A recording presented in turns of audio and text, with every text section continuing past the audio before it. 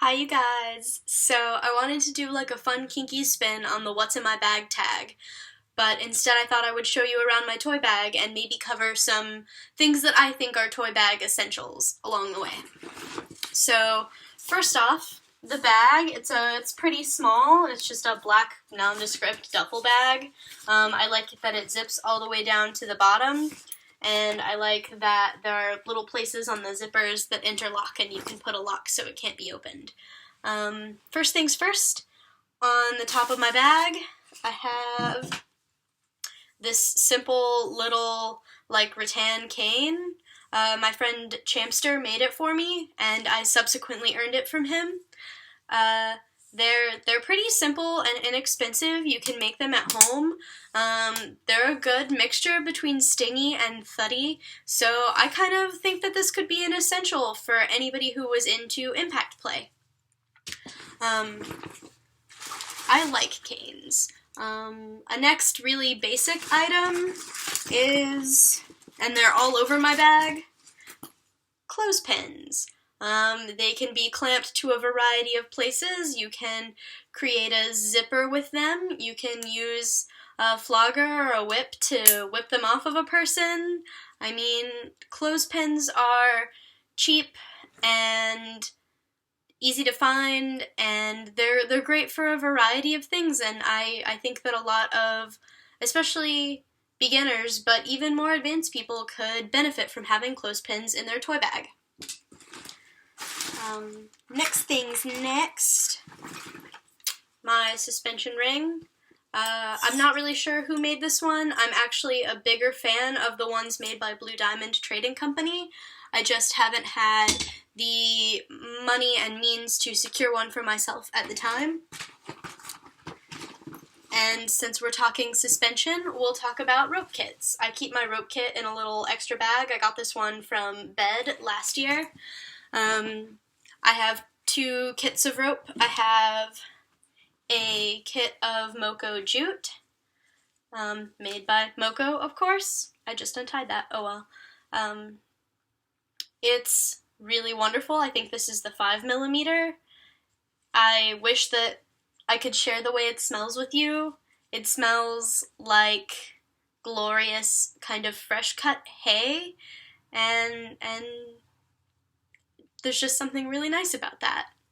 I'm gonna stop waxing poetic about my rope for a minute and move on to my Twisted Monk hemp. There's also something nice and grassy about the quality of hemp and the way that it smells, as you can see.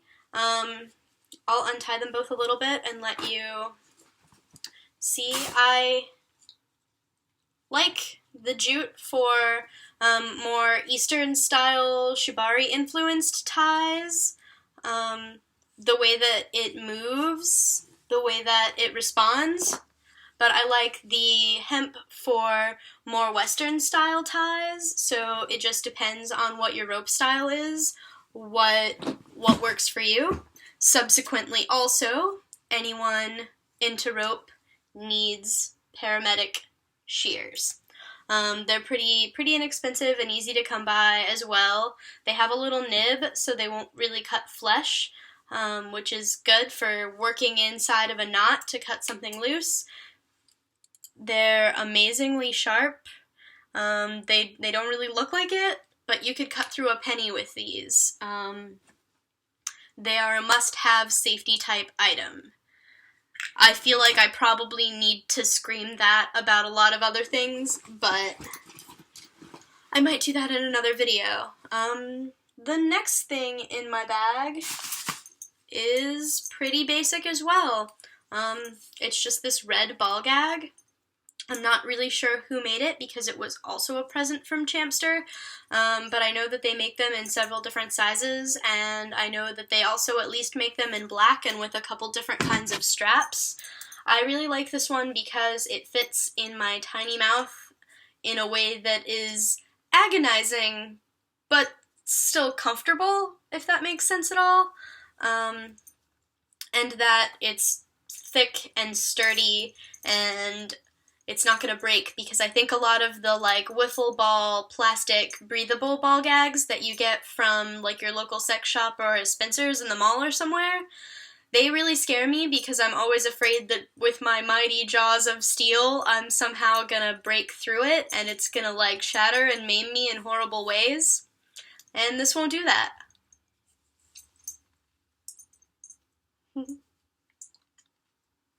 Oh, it was getting caught in my hair. But the sexiest thing about this particular ball gag right here is that it locks. Yeah. Carabiners, not really useful unless you are suspending. The next thing in my bag is this sadistic. They're made by One Sexy Kitten on her page Toys by OSK, and they come in a variety of lengths, and you can get the handle bit made in any color that you like. This little loop to hang it from is optional. I think they're carbon fiber with some kind of like tool-dipped rubber bit on this part, and it doesn't look like much, but these are some mean little sons of a bitches. Sons of bitches? Whatever, you get my point. They're vicious. I love them. Next thing's next is my whip. It's a single tail, like snake whip or signal whip. It's made by Joseph Strain. Whips are not for everybody, I understand. They require a great deal of skill, and you should work with it and practice with it for a long time before you ever consider hitting anybody. I had some people watching over me before I ever struck anybody with that one. I would say that my whip skills are mediocre. They are passable, but I can't do anything fancy. I'm still learning, is I guess what I'm trying to say. And I stress that, you know, before you really get involved in a serious, heavy scene with somebody, really make sure that you're aware of everything that you're doing. Safety meeting over. The next thing in my bag is my Enjoy plug. I'm not really into anal stuff very much, but I like it to wear my kitty tail on because I like pet play and I'm a little kitten. And I have the small size Enjoy plug. It comes in such a pretty box. Like I said, this is the small one. It's still pretty weighty, but as you can see, it's quite small, and it is the most comfortable plug you will ever own. Once you go Enjoy, you will never wear any other plug. You just won't. And they have a variety of other products. It comes with this little booklet that shows some of the other things they make, and those plugs come in 3 or 4 sizes now. I think there's the small, medium, the large, and the 2.0. Next thing in my bag is a bottle of lube. I just like the gel because I think it's less messy, but really it's down to personal preference. It's a pretty multi-purpose, self-explanatory item. Next thing's next is my gas mask. This baby came from eBay, I think, for like $14. They're wonderful if you like breath play, or even if you just like the aesthetic, or the, you know, like the rubber aspect of it. This is easily one of my favorite toys in this bag. Next thing's next, I have blood play stuff, which may not be for everybody, but I have a box of scalpels from Technocut. They're a size 20, and they come autoclaved and sterile in these little packages. I ordered them from a company online called Shop MedVet, and it's what it sounds like, medical and veterinary supplies. I also have a big bag of needles, and I'm gonna talk about them separately. You have the kind on the syringe, which you can get from, I got these from Walmart, and I got 20 or 30 of them for like $5, and you just, unscrew this part and throw it away or whatever. You can use it for lube even, the syringe part, and other than that, it's just a regular needle. These I ordered in boxes from a company online, probably Shop MedVet, and they come also individually wrapped and autoclaved sterile, with a lot number and such things. And this one is 18 gauge by 1.5 inches long. Pretty self-explanatory. I have a box of like rubber nitrile gloves. I don't like to get latex just in case somebody has an allergy, though I don't think any of my play partners have a latex allergy. Next thing is a pretty important... Oh, before I go on, if you're going to have blood play stuff about, you should also have a spray bottle of like alcohol or some other kind of germ cleansing agent. Green soap, like they use in tattoo parlors or hospitals, is also good. I just don't have it because they're all over the club that I play in regularly, and it's more beneficial for me to use what's there already than to bring my own and risk it spilling in my bag. Also, by that same note, you need sharps containers to dispose of those kinds of things once they come in contact with blood. Scalpels, needles, really anything that anybody bleeds on should be disposed in biohazard sharps containers. You can get them also online from Shop MedVet for quite inexpensive. I don't have any because they're all over the club that I play at most of the time, and when I play at home, I usually send the needle or scalpel with whomever bottomed to that scene to keep as like a little keepsake. I don't know. I think it's sweet. They probably think I'm a weirdo. Next important thing, just a package of baby wipes. Not very kinky, not very sexy, but very useful.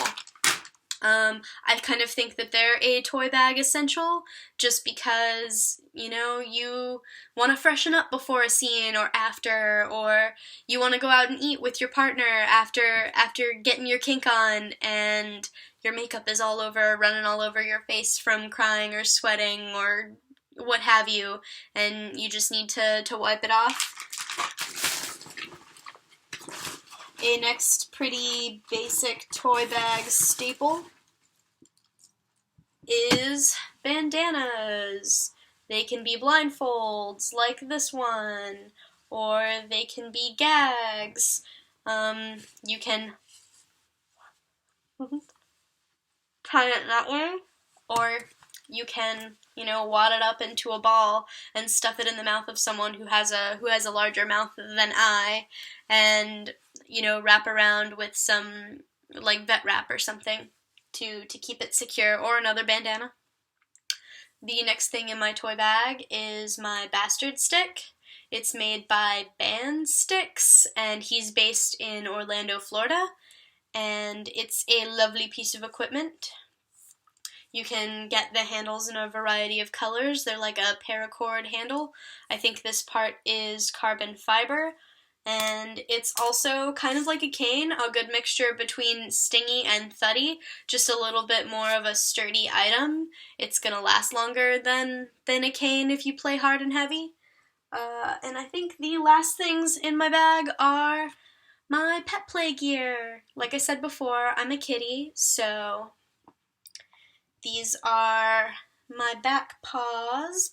They're just like fluffy leg warmers, like you could wear to like a rave or something. They were given to me by my friend Vera, so I'm really not sure what brand they are or anything. I have little hand ones too that she gave me. Meow. Meow. They're so cute. I have this black tail that goes with them that I got from like eBay for quite cheap. and a set of like black, like cosplay style kitten ears. They attach with these little sewn-on clips at the back, and they look pretty cute. I like the little bells and the bows.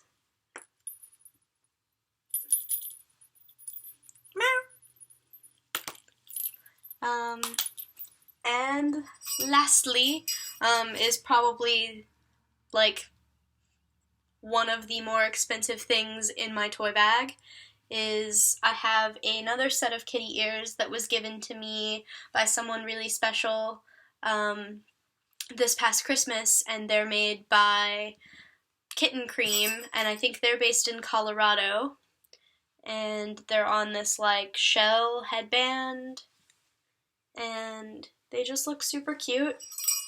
And here's the matching tail with its bow, and they have a leather strap on the end that has sets of snaps so that you can snap them onto your panties or your pant loops if you're wearing jeans, or something that has belt loops, or you can strap it onto like the loop on a plug. They're pretty versatile. That's why I don't have a tail that has a plug, is the variety of ways that you can wear it. Other things that could be considered toy bag essentials that I just don't have. Rubber bands are great. They create a pretty mean little snap, and you can do a variety of different things with that. Other good things to have are paddles. I don't like paddles personally. I'm not a thuddy impact person as a bottom, and I don't know, something about wielding a paddle for me as a top is clunky, but I think they're a really great basic item, a good thing to start out with. If you like impact play, that is. I'm sure impact play isn't for everyone either. Yeah, I guess that's about it, at least all I can think of right now. If you want to know more about any of these items, let me know in the comments down below. Thanks! Have a nice day!